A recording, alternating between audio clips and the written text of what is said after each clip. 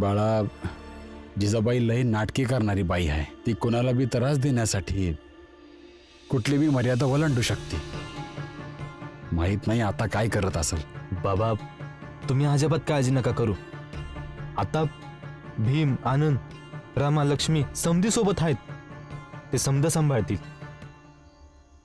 हे बघ बाळा, मी या जिजाबाईला चांगल्या प्रकारे ओळखतो बी आणि समजतो बी.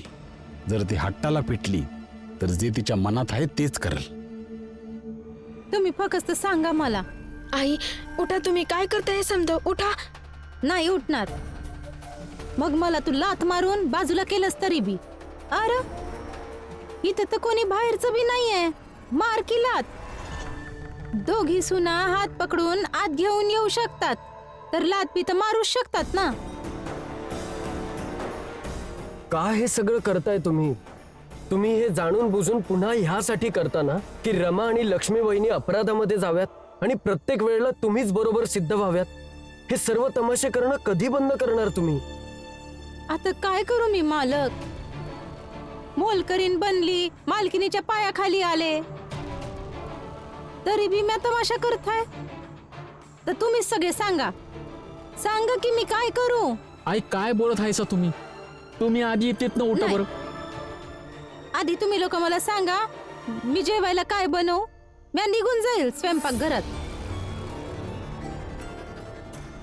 तुम्ही जा. उद्या तुमची परीक्षा आहे, परीक्षेची तयारी करा. आणि आनंदाता तुम्ही बी जाऊन आराम करा. जावा, यांना घेऊन जावा. भीम चल. नग जावं ना मालक.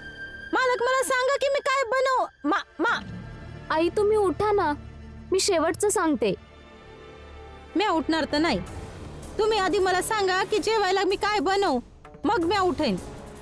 आई उठा ना. नाही, मी नाही उठणार. ताई, या आशाने उठणार. आपल्यालाच काहीतरी करावं लागेल. काय केलं पाहिजे मालकीन? तुम्हाला वाटत असेल तर तुम्ही मला लात मारून मारून बेशुद्ध करू शकता. मारा ना लात. तसं बी या घरात माझी इज्जतच काय आहे. तुम्ही मारा ना लात मला. आई तुमची लय इज्जत आहे. एका आईची जी इज्जत असते तेवढीच इज्जत आहे तुमची. सोडा ना आई.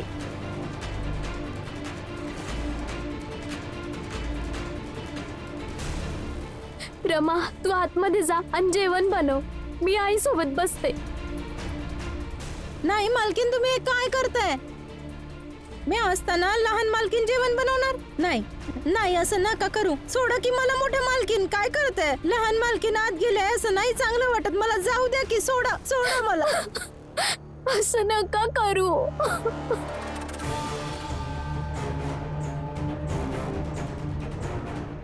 आता तर सुरुवात केली आहे. बघत बसा काय काय होतंय ते.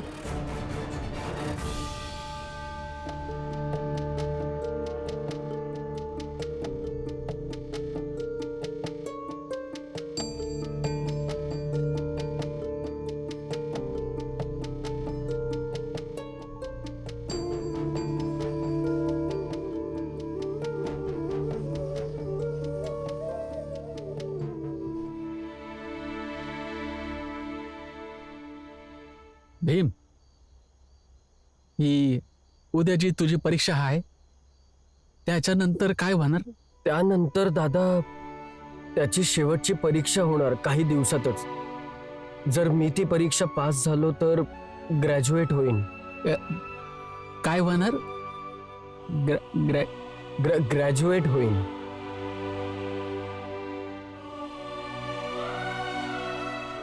चांगलं आहे भीम की म्या शिक्षण सोडलंय.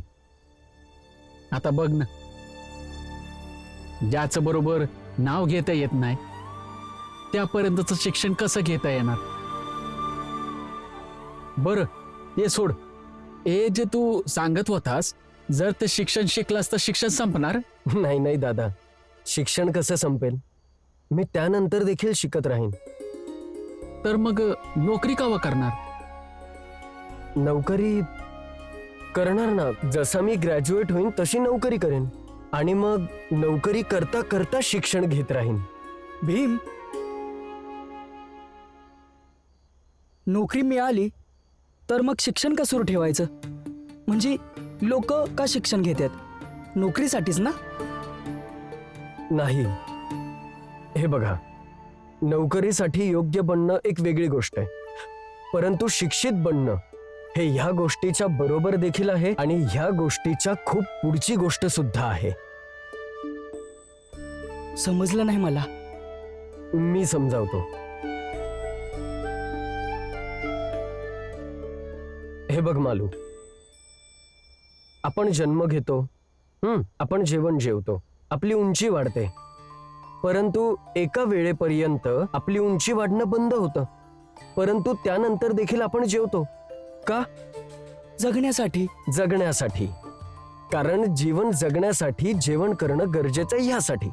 अगदी तसंच आयुष्यात एका वेळेपर्यंत आपण शिक्षण घ्यायला सुरू करतो, मग आपण शिक्षण घेतो, शिक्षण केल्यामुळे नोकरी मिळते, आपल्याला काम मिळतं, परंतु एक वेळ अशी येते जेव्हा हे देखील शक्य असतं, पुढे जाऊन भले आपण कितीही शिकू, पाहिजे तेवढं शिक्षण प्राप्त करू, आपलं काम आणि कामाच्या द्वारे मिळणारे पैसे नाही वाढले, पण तरी देखील त्या शिक्षणाने आपल्या कामाची गुणवत्ता वाढते, आपले व्यक्तिमत्व वाढते. आणि त्यामुळेच मला असं वाटतं की शिक्षण घेणं म्हणजे केवळ डिग्री मिळवणं असं नसतं, तर शिक्षण आपण मरेपर्यंत घेतलं पाहिजे आणि आपल्या दैनंदिन जीवनामध्ये लागू केलं पाहिजे, कारण त्याच शिक्षणामुळे आपली बौद्धिक पातळी वाढते. समजलं मालू? त्यामुळे शिक्षण सोडलं नाही पाहिजे. जोपर्यंत आयुष्य आहे तोपर्यंत शिकलं पाहिजे. मला तर असं देखील वाटतं प्रत्येकाला हे समजून चाललं पाहिजे की जसं आयुष्य जगण्यासाठी अन्न, हवा, पाणी हे 3 प्राणतत्व असतात, तसंच एक चौथा तत्व देखील असतो ज्याचं नाव आहे शिक्षण.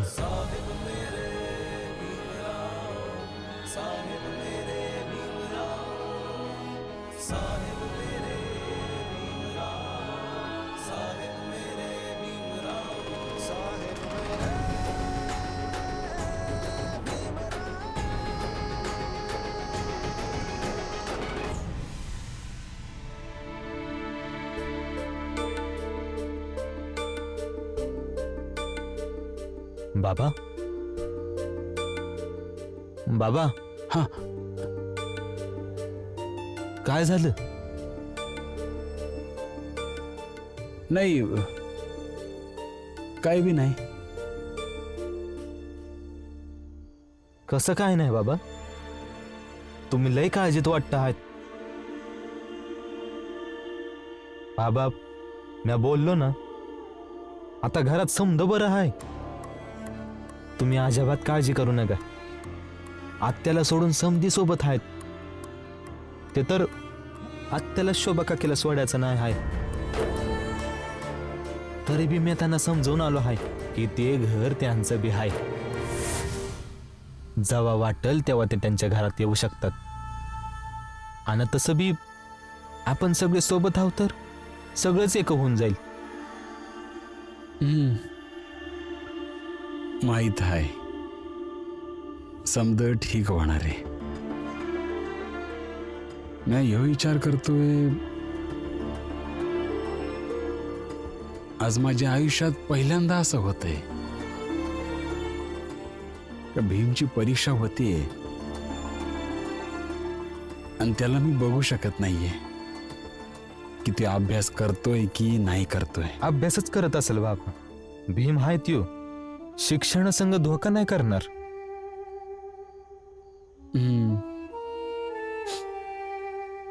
माहिती आहे, पण एवढ्या वर्षापासनं त्याची जवाबी परीक्षा असायची तर त्याच्यासाठी मी रात्र रात्र जागायचो. झोप आता, मी तुला सकाळी 4 वाजता अभ्यास करायला उठवीन. हा, त्याच्यासाठी मध्ये मध्ये हळदीचं दूध बनवून द्यायचं,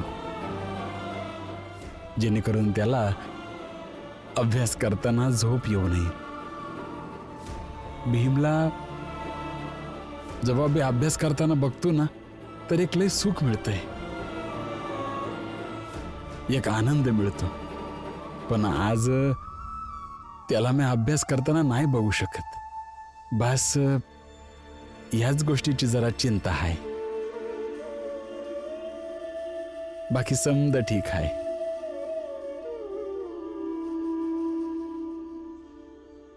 जा पोरा, झोप जा.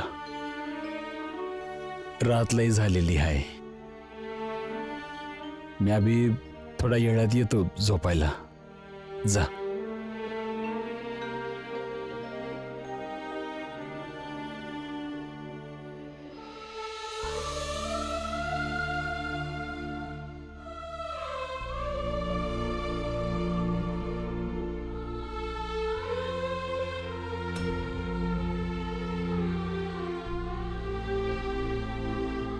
मी ह्यो विचार करतोय, आज माझ्या आयुष्यात पहिल्यांदा असं होतंय का भीमची परीक्षा होतीये आणि त्याला मी बघू शकत नाहीये की ते अभ्यास करतोय की नाही करतोय. पर एवढ्या वर्षापासनं त्याची जवाबी परीक्षा असायची तर त्याच्यासाठी मी रात्र रात्र जागायचो.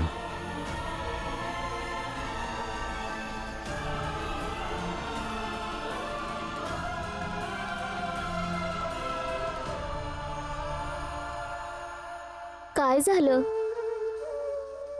काय नाही. सांगा ना, काय झालं? काय नाही. मी एवढ्या वरीच घरापासून लांब राहिलो. जे काम मिळालं, कुठलं काम मिळालं, मी प्रत्येक काम केलं. मी एकट्यानंच स्वतःला सांभाळलं. पण आजपर्यंत नाही कधी बाबांनी विचारलं की मी काय करतो, आणि नाही कधी त्यांनी बघण्याचा प्रयत्न केला की मी तेवढ्याच मेहनतीनं, तेवढ्याच जिद्दीनं माझं काम करतो जसं भीम आपला अभ्यास करतोय. नाही, ह्याचा अर्थ असा नाही की मला भीमसंग अजिबात राग नाही. मला भीमसंग एक पैशाचा बी राग नाही. पण ही तर माझं चांगलं पण आहे ना. पर बाबा तर पक्षपाती आहेत. मी तुमचं दुःख समजू शकते, पण पक्षपाती होणं गुन्हा बी आहे हे गरजेचं नाही.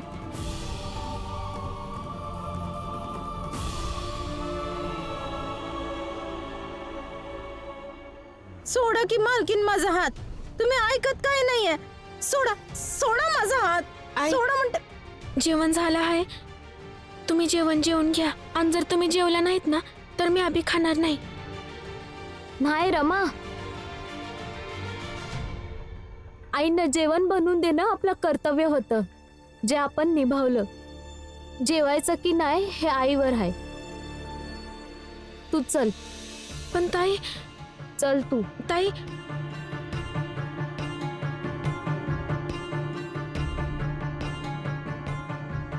ताई, आई जर रागामध्ये जेवल्या नाही ना तर ते चांगलं नाही होणार. त्या घरात सगळ्यात मोठ्या आहेत, आणि जर त्याच नाही जेवल्या, आपण जेवलं तर मला चांगलं नाही वाटणार. रमा, तू अजूनपर्यंत आईला ओळखू नाही शकली. नाटक करतात आई. जर आपण आतमध्ये असतो तर त्या अजिबात जेवल्या नसत्या. पण आता बघ, त्या जेवून घेतील. पण तरी बी जोपर्यंत मी आईंना जेवताना बघत नाही तोपर्यंत मी अभि जेवणार नाही. माझं मन ऐकणार नाही ताई.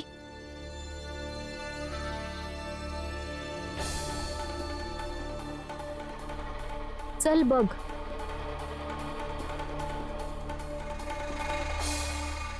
मी आका यांच्यासाठी उपाशी राहू? सासू सुनेचं भांडण तर चालतच राहील. आत्तासाठी तरी मी जेवून घेते.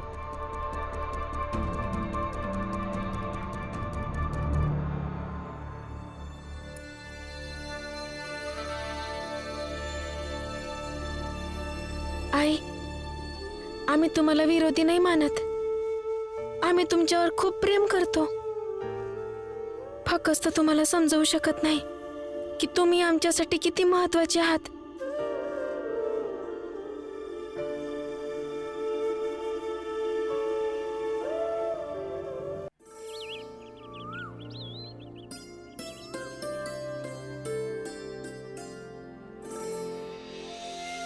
भीम,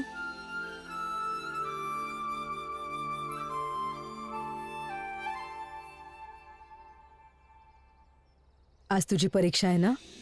हे घे, हे दही आणि गूळ खाऊन जा.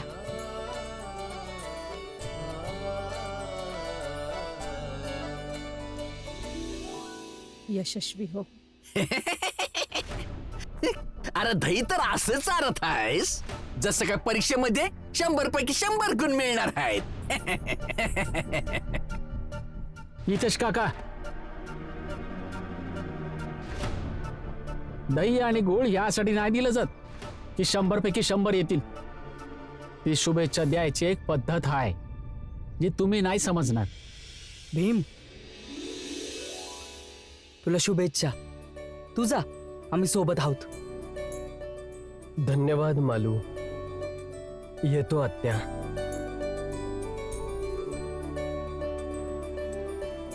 ऐका,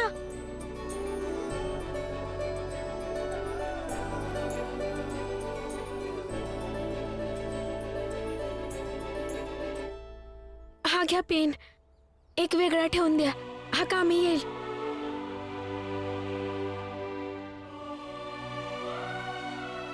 ठीक आहे.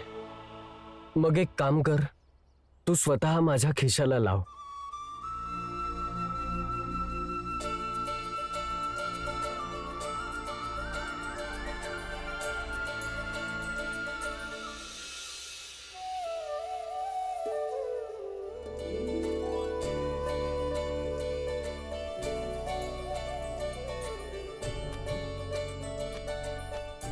येतो मी.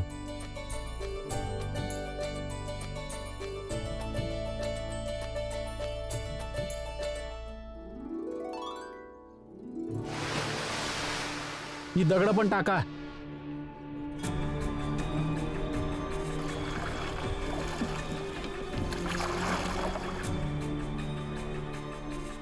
हे सगळं उचला आणि जा लवकर लवकर.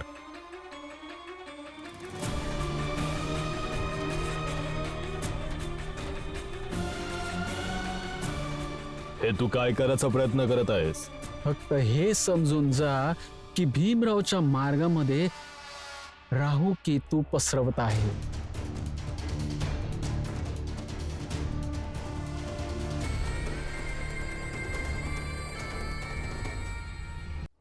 समजलं. तू त्याची परीक्षा पक्की करण्याचा प्रयत्न करत आहेस. होय दादा, या या तो आता येतच असेल.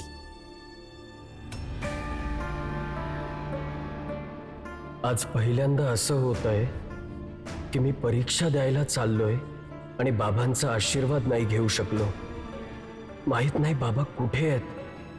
त्यांच्याशिवाय सगळं अपूर्ण वाटतंय.